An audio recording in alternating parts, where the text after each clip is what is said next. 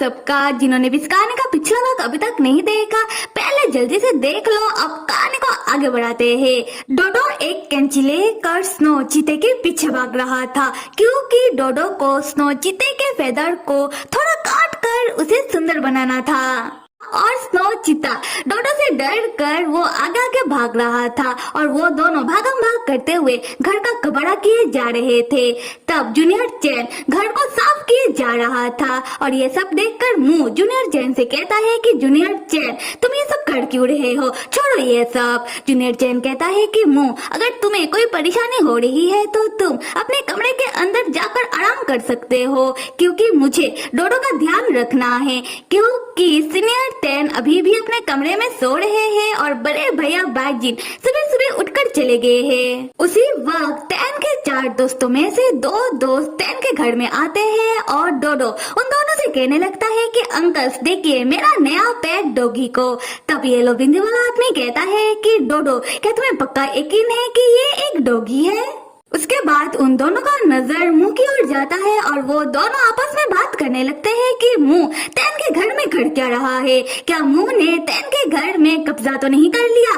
और वो मुंह के बारे में बातें बनाने लगते हैं। मुंह ये सारी बातें सुनकर उसे गुस्सा आता है और मुंह उन दोनों से कहता है कि अब टैन के 2 दोस्त आए हैं तो वो दोनों ही डोडो का ध्यान रख लेंगे। उसके बाद मुंह जूनियर चैन को खींचते हुए अपने कमरे के अंदर लेकर चला जाता है। तब वो दोनों डोडो से पूछते हैं कि तुम्हारा डाडा कहाँ है? और दूसरी तरफ हम टैन को देखते हैं जो अपने कमरे के अंदर वो नींद से जागता है और खुद को कंबल के अंदर बंधा हुआ पाता है। तब टैन को याद आने लगता है कि पिछली रात टैन बाजिन को सोने नहीं दे रहा था। टैन बाजिन के बॉडी में यहाँ वहाँ टच कर रहा था। बाजिन टैन से परेशान होकर वो टैन को कंबल के अंदर बांध देता है और खुद मजे से सो गया। और ये याद आने के बाद टैन खुद को कंबल से आजाद करते हुए बाजिन को गालियां देने लगता है कि बाजिन पागल आदमी, उसका इतना हिम्मत कि उसने टैन को कंबल के अंदर बांध दिया।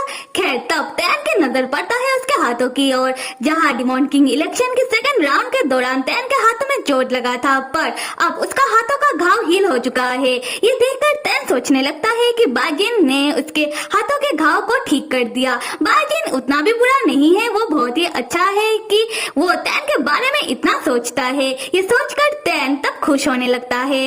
उसी वक्त टैन के फोन में बाजिन का मैसेज आता है और टैन मैसेज को पढ़ता है, जहां बाजिन ने लिखा है कि बाजिन अभी अपने माताजी और पिताजी के घर गया है।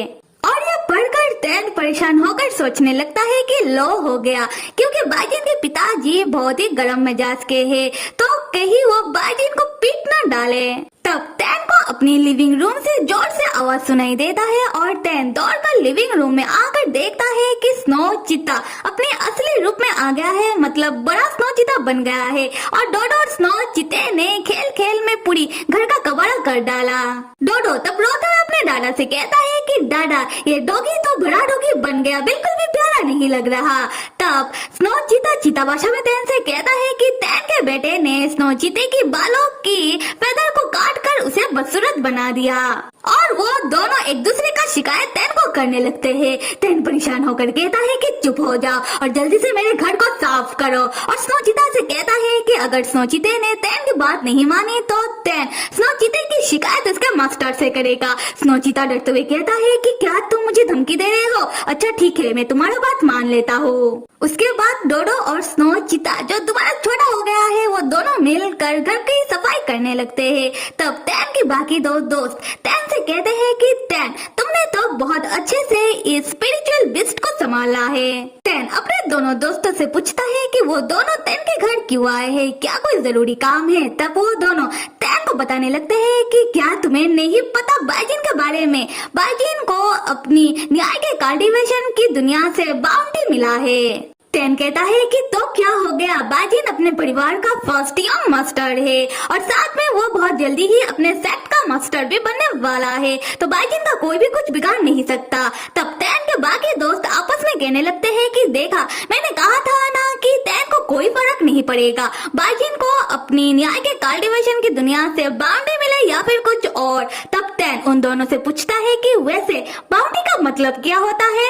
तब टैन के दोनों दोस्त टैन को बताते हैं कि जब किसी को उसकी दुनिया से बाउंड्री मिलता है, इसका मतलब उसे सब कुछ छोड़ने का सजा मिला है। और तब न्याय के कल्टीवेटर के मुखिया उस बंदे से उसकी सारी न्याय के कल्टीवेटर की शक्तियों को वापस ले लेते हैं। उसके बाद वो अपनी डिवाइन अस्त्र से उस बंदे को बहुत पीटते हैं, तब तक पीटते हैं जब तक वो अधमरा ना हो जाए। और अगर गुनाह ज्यादा बड़ा हो तो उसे हो सकता है कि गद्दार साबित करके उसे अपनी दुनिया से बाहर निकाल दिया जाए। और बाइजिन को बाउंड्री इसलिए मिला है क्योंकि बाइजिन ने अपनी न्याय के कल्टीवेटर की दुनिया के खिलाफ जाकर उसने एक राक्षस की मदद की, मतलब टैन की मदद की डिमॉन किंग इलेक्शन में। ये सुनकर टैन चौंक जाता है और गुस्से में आग बबूला होकर अपने साथ स्नो चीते को ले लेता है और कहने लगता है कि अगर न्याय के कल्टीवेटर के मुखिया ने मेरे बाइजिन के बाल को भी बगा करने की कोशिश की तो टैन न्याय के कल्टीवेटर के मुखिया के घर जाकर आग लगा देगा। फिर उसे याद आता है कि न्याय के कल्टीवेटर का मुखिया और कोई नहीं उसके ससुर जी है। और टैन के बाकी दोनों दोस्त टैन से कहते हैं कि टैन शांत हो जाओ, ये सब करने की कोई जरूरत नहीं है और हमारे पास बाइजिन को बचाने के और भी आइडियाज है, सुन लो। और वो दोनों टैन को समझाते हुए कहते हैं कि अब बाइजिन का हालत कुछ ऐसा है, अगर बाइजिन को अपनी दुनिया से बाहर निकाल दिया जाए तब बाइजिन ना इधर का रहेगा ना उधर का रहेगा। टैन कहता है कि ऐसा क्यों, बाइजिन मेरे साथ यहाँ मेरी राक्षसों की दुनिया में रहेगा। तब वो दोनों कहते हैं कि टैन ऐसा नहीं हो सकता क्योंकि राक्षसों की दुनिया में बहुत सारे राक्षस है जो बाइजिन को पसंद नहीं करते हैं, क्योंकि बाइजिन एक न्याय का कल्टीवेटर है और साथ में बाइजिन किस हक से हमारी राक्षसों की दुनिया में रहेगा, क्योंकि टैन डिमॉन किंग बनने के बाद वो 100 सालों तक बाइजिन से शादी नहीं कर पाएगा। टैन कहता है कि तो फिर तुम दोनों मुझे आइडिया दो कि मैं बाइजिन के लिए क्या कर सकता हूँ और उसे कैसे बचा सकता हूँ। अगले सीन में न्याय के कल्टीवेटर का दुनिया दिखाया जा रहा है। हम चलते हैं बाइजिन के घर जहाँ जाओडाओ आया हुआ है।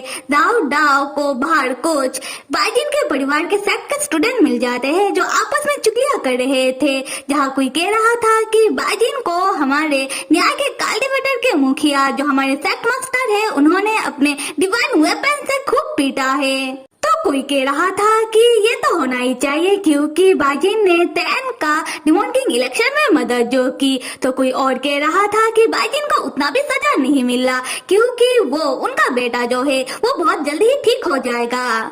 जाओडाओ तब उन लोगों को चुप करवाते हुए कहता है कि तुम लोग जो मेरे अंकल और बाइजिन के बारे में चुगलियां कर रहे हो, अगर तुम लोग चुप नहीं हुए तो मैं उन्हें बता दूंगा। तब वो सब चुप हो जाते हैं और चुपचाप जाते हुए कहते हैं कि हम अब फिर कभी इस बारे में बात नहीं करेंगे। उसके बाद जाओडाओ दौड़कर बाइजिन के पास आने लगता है जहाँ उसे बाइजिन घर के बाहर बैठा हुआ मिल जाता है। जाओडाओ देखता है कि बाइजिन को इतना ज्यादा मार पड़ी है कि बाइजिन का कपड़ा तक फट गया है और उसके गांव से खून निकल रहा है और बाइजिन खुद उठकर खड़ा हो वो इस हालत में नहीं था।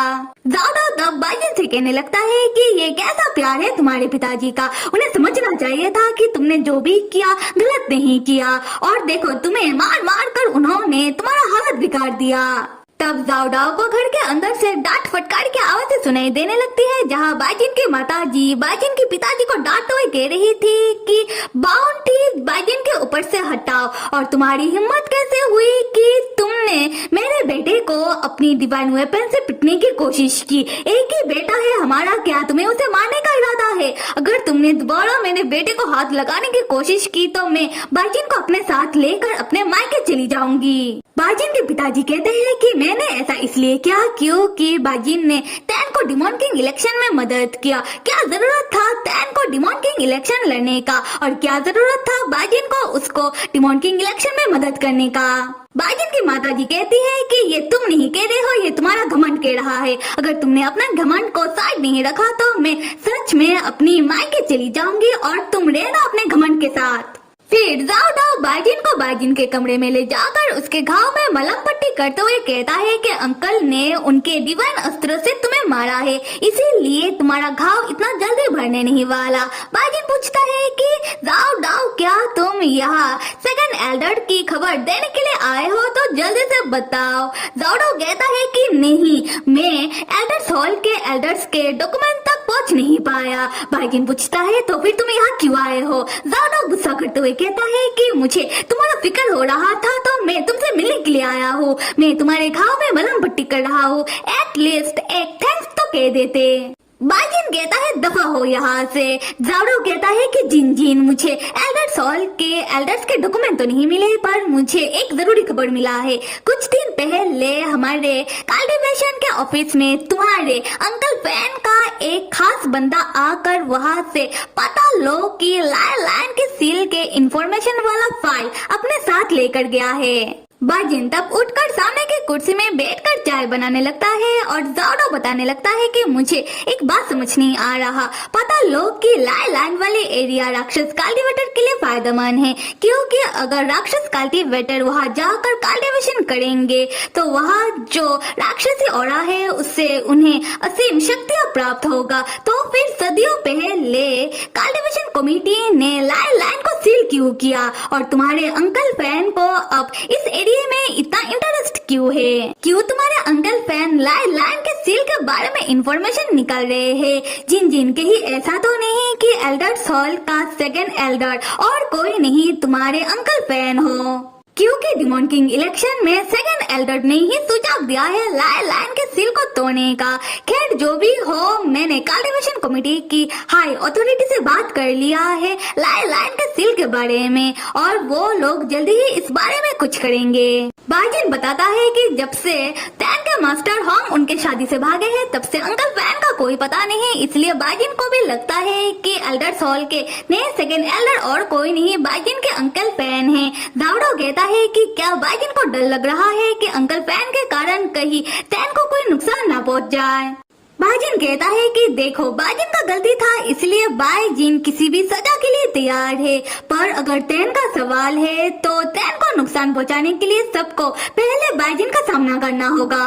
ज़ाओ कहता है कि जिन तो फिर तुम यहाँ अपना गलती मानने के लिए नहीं आए हो, तुम यहाँ अपने भाग का सजा पाकर तुमने जो टैन को डिमॉन किंग इलेक्शन में मदद किया है इस मामले को रफा दफा करने के लिए आए हो। तब ज़ाओ देखता है बाइजिन के फोरहेड में उसका ब्लू निशान अपीयर हो गया है। ये देखकर ज़ाओ घबराते हुए पूछता है कि जिन क्या तुम ठीक तो हो? क्या मैं किसी को बुलाऊं? मुझे पता है कि टैन के साथ रहने से तुम्हारे अंदर का जीन तुम्हारे कंट्रोल में रहता है, पर ये क्या तुम्हारे फोरहेड में तो ये ब्लू कलर का निशान आ गया है। जिन कहता है कि नहीं मैं ठीक हूँ और मैं बाइजिन ही हूँ, बस मैंने और उसने आपस में एक दूसरे को जोड़ लिया है और मन ही मन सोचता है कि देखते हैं आखिर में इस शरीर में किसका कंट्रोल होता है। यहाँ से सीन शिफ्ट होकर आते हैं राक्षसों की दुनिया में टैन के घर वापस, जहाँ टैन के दो दोस्त टैन को आइडिया दे रहे थे। आइडिया नंबर 1, बाइजिन को राक्षसी दुनिया में रखने के लिए क्यों ना 100 सालों के लिए बाइजिन का शादी किसी कमजोर राक्षस से करवा देते हैं। ये सुनकर टैन अपना सर पीटते हुए कहता है कि बिल्कुल नहीं, क्योंकि बाइजिन सिर्फ टैन का है और टैन 100 साल तो क्या कुछ मिनटों के लिए भी बाइजिन को कभी भी किसी और का नहीं होने देगा। आइडिया नंबर 2, क्यों ना न्याय के कल्टीवेटर के मुखिया को ही मार दिया जाए, तब ना रहेगा मुखिया और ना मिलेगा बाइजिन को सजा। ये सुनकर टैन उन दोनों को फटकार मारते हुए कहता है कि बिल्कुल नहीं, क्योंकि न्याय के कल्टीवेटर का मुखिया टैन के ससुर जी है और साथ में बाइजिन के पिताजी। अगर वो लोग ऐसा करेंगे तो बाइजिन के लिए मुसीबत और बढ़ेगा ना कि कमेगा। फिर टैन कुछ सोचने के बाद कहता है कि ये आइडिया उतना भी बुरा नहीं है। वो दोनों कहते हैं कि आइडिया बहुत ही बुरा है, क्योंकि वो टैन के ससुर जी है, इसलिए वो दोनों उन्हें मार नहीं सकते। टैन कहता है कि उनसे पता है कि उनके सारे आइडियाज ही बुरे हैं, तो फिर टैन करे तो क्या करे। तब पंखों वाला आदमी टैन को समझाते हुए कहता है कि देखो टैन, जैसा कि तुमने कहा बाइजिन अपने परिवार का फर्स्ट यंग मास्टर है, तो वो आगे चलकर अपने सेक्ट मास्टर बनेगा, उसके बाद तो न्याय के कल्टीवेटरों का मुखिया बनेगा। तुम्हें क्या लगता है कि टैन तुम्हारे लिए बाइजिन अपना ये पोजीशन छोड़ देगा? अगर बाइजिन छोड़ भी देगा तो क्या न्याय के कल्टीवेटर की लोग बाइजिन को छोड़ने देंगे? टैन उदास होकर कहता है कि हाँ वो समझ सकता है, और टैन बाइजिन को अपने साथ रखने के लिए उसे उतना स्वार्थी नहीं होना चाहिए। तब टैन के दोनों दोस्त पूछते हैं कि तो क्या टैन बाइजिन के लिए अपना डिमॉन किंग इलेक्शन छोड़ने के बारे में तो नहीं सोच रहा? टेन जोश में आकर कहता है कि बिल्कुल नहीं, मैं तो किसी भी हाल पर डिमॉन किंग बनकर रहूंगा। ये सुनकर टेन के दोनों दोस्त कहते हैं कि हमें पता ही है कि हालात चाहे जो भी हो, टेन डिमॉन किंग बनकर रहेगा, वो हार कभी नहीं मानेगा। पर टेन और बाइजन के रिश्ते में टेन बॉटम है ना। उसके बाद वो दोनों टेन से जिहो और रुलेन के बारे में बात करने लगते हैं, जहाँ येलो बिंदी वाला आदमी कहता है कि जिहो ने लोगों से कितना उधार लिया था, ऐसे बंदे को रुलेन जैसा बंदा मिल कहाँ से गया। और हमने सुना है कि जिहो और रुलेन दोबारा शादी करने वाले हैं, ये चमत्कार कैसे हुआ। टेन कहता है कि ये चमत्कार उन दोनों को जादुई द्वार के अंदर एक साथ बिताने से हुआ है। यहाँ से कहानी फ्लैशबैक में आती है और हम देखते हैं कि जादुई द्वार के अंदर जब जिहो और रुलेन थे तब उन दोनों ने कौन सा कारनामा किया। जादुई द्वार के अंदर होने के कारण जिहो इनविजिबल था और उसे सिर्फ पास्ट वाला रुलेन ही देख पा रहा था। जिहो हमें बताता है कि पास्ट वाले रुलेन के मॉम डैड उसके लिए शादी के लिए लड़कियां देख रहे थे और वो दोनों हर एक लड़की को जाकर एक एक डायलॉग चिपकाते थे कि तुम हमारे बेटे से शादी कर लो, हमारा बेटा सबसे बेहतरीन डॉक्टर है और अगर तुम हमारे बेटे से शादी कर लोगी तो तुम्हारे लाइफ में सोना ही सोना और चांदी ही चांदी होगा। और ये कहे कि रुलेन के मॉम डैड रुलेन के पास बहुत सारी लड़कियां भेजते थे देखने के लिए, पर रुलेन उन सारी लड़कियों को डराकर भगा देता था। रुलेन उनके ऊपर अपना दवाइयों का एक्सपेरिमेंट करने लग जाता था और जिससे उन लड़कियों के कभी सर में पैर उग जाता था तो कभी किसी के साथ कुछ और हो जाता था और वो सारी लड़कियां रुलेन से डरकर भाग जाती थी। जिहो कहता है कि अच्छा होगा कि रुलेन अपने लिए एक लड़की पसंद कर ले और उसे शादी कर ले, तब फ्यूचर में जिहो का शादी रुलेन से नहीं होगा और जिहो का जान रुलेन से छूटेगा। तब जिहो देखता है कि रुलेन के मॉम डैड ने एक और लड़की को बेलाकर फुसलाकर रुलेन के पास शादी के लिए देखने के लिए भेजा है। तब जिहो ठान लेता है कि वो इस लड़की को भागने नहीं देगा। उसके बाद जिहो रुलेन के पास चला जाता है और जाकर देखता है कि रुलेन अपना दवाई का बावल उस लड़की को पीने के लिए देता है एक्सपेरिमेंट करने के लिए। जिहो रुलेन को मना करता है पर रुलेन नहीं मानता, वो उस लड़की को इस दवाई को पीने के लिए कहता है। तब जिहो खुद उस दवाई के बाउल को उठा लेता है और अपने मुंह के अंदर भर लेता है और वो लड़की देखकर डर जाती है कि दवाई का बाउल खुद ब खुद हवा में कैसे उड़ रहा है, क्योंकि वो लड़की जिहो को देख नहीं पा रही थी। फिर जिहो उस दवाई को माउथ टू माउथ रुलेन को पकड़ के उसके मुंह के अंदर डाल देता है। तब वो लड़की और ज्यादा घबरा जाती है रुलेन को अजीब हरकत करता हुआ देखकर और वो लड़की भी भाग जाती है। और उस लड़की को भागता हुआ देखकर रुलेन के मॉम डैड जो बाहर ही खड़े थे वो दोनों अपना सर पीटते रह जाते हैं और आपस में कहने लगते हैं कि ये उनके शहर की आखिरी लड़की थी, वो भी भाग गई, अब वो दोनों क्या करेंगे। क्या रुलेन को लड़कियों से भी ज्यादा अपना जड़ी बूटी और दवाई पसंद है, तो फिर वो दोनों रुलेन का सबसे महंगा जड़ी बूटी छुपा देंगे और रुलेन को धमकाएंगे कि अगर वो शादी नहीं करेगा तो वो लोग उसका महंगा जड़ी बूटी उसे वापस नहीं करेंगे। आते हैं जिहो की और जो रुलेन से कह रहा था कि तुम्हारा दिक्कत क्या है, तुम हर एक लड़की को भगा क्यों देते हो, क्या तुम्हें शादी नहीं करना, क्या तुम्हें कुंवारा रहना है। रुलेन कहता है कि वो कुंवारा नहीं है, वो पहले से ही शादीशुदा है। जिहो पूछता है कि तुम्हारा शादी किससे हुआ है। रुलेन कहता है कि तुमसे, तुमने ही तो कहा कि तुम फ्यूचर से आए हो और तुम मेरे पति हो, तो फिर मैं क्यों किसी और लड़की से शादी करूं।